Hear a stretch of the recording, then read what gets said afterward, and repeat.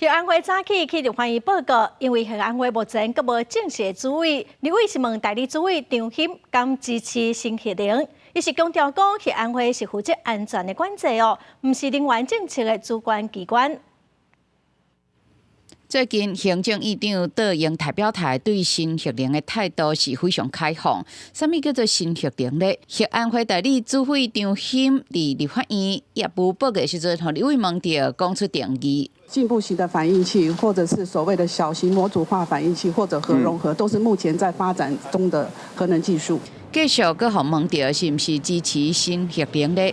张代理主委表示，核安会是管制单位，并不是能源政策的权责单位。毋过，针对核安会对新核能的相关预算编列伤过少，立委嘛提出质疑。明年的预算里面没有任何新核能研究计划，或是你们雄心壮志。明年的总预算3兆，结果关乎我们那么重要的能源，编了1500万。核一厂总算得到水保改善工程的完工证明，展开减除设施的列测试。核安会嘛正式顺利推动当中，会当来甲英国核燃料棒为炉心内底的砂菜。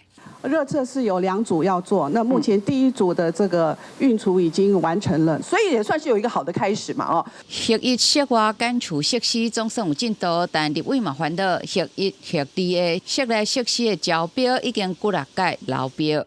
无袂少立委关心，顶一任主委陈东阳8月中雄雄时至已经过3个月，阁还无人来接宾。代理主委张欣表示，家己无接到任何电讯，嘛无接到任何通知。记者林美霞基文台北报道。